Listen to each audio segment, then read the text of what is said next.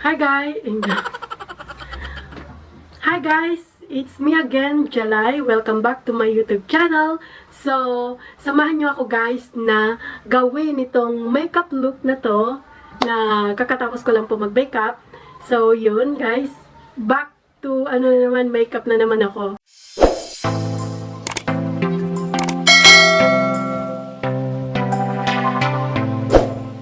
Studio Fix. So, N5 ang kanyang shade. So light din po siya sa akin. Kaso lang dahil ginamitan ko na foundation, so magbe-blend na to mamaya lahat-lahat. So ito. Yan muna. Kailangan may press muna natin. Hindi na ako maglalagay ng concealer guys kasi press lang naman.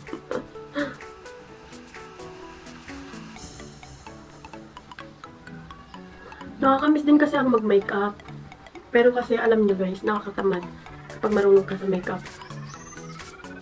Tinatamad ka na rin mag-makeup. Lalo na pag walang lakad. Pero guys, kailangan ko itong gawin. So ito, ang ginagamit ko guys, mumurahin lang to. Binili ko lang to sa Sakara. Pero alam nyo, mumurahin man o mamahalin ang gamit mo. Kung press lang din naman yan. Nagtataka ako, bakit kailangan may mahal at mura, pares lang nakakasulat. Kasi drawing mo lang naman sa kilay mo. So, yan guys.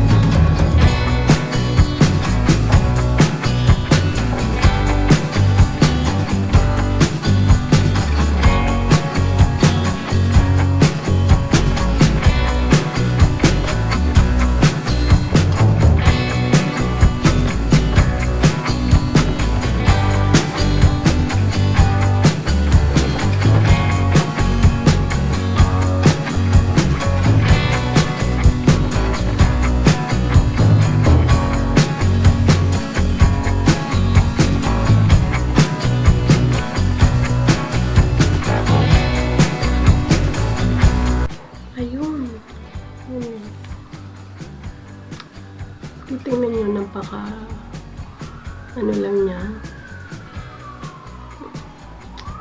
Yan. Then, proceed na tayo dito sa eyeshadow.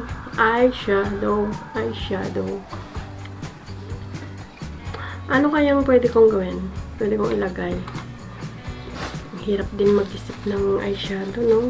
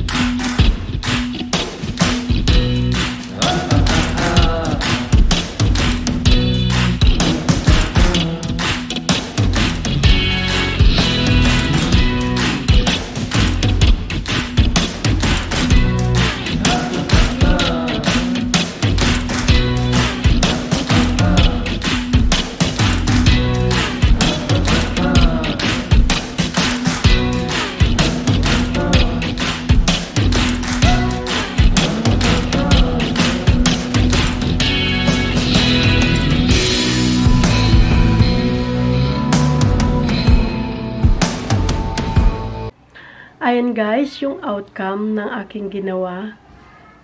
So, yan. Kung makikita ninyo. Satisfied naman ako sa ginawa ko. Siyempre, ginawa ko, di ba? Ayan guys, so balik ulit sa makeup. Ayan. So, I hope na nag-enjoy kayo sa video na to. And don't forget to like, subscribe, and click the notification bell para updated po kayong lagi sa lahat ng mga videos pa na i-upload ko. Like sewing tutorial and makeup tutorial. So, God bless everyone! Huh? Ayan guys, thank you for watching. Ayan guys, I hope na nag-enjoy kayo sa video na to. And I hope na nagustuhan nyo tong makeup look na to. So, madali lang po siyang sundan. And please don't forget to like, subscribe, and click the notification bell para updated po kayo sa lahat ng mga videos pa na i-upload ko.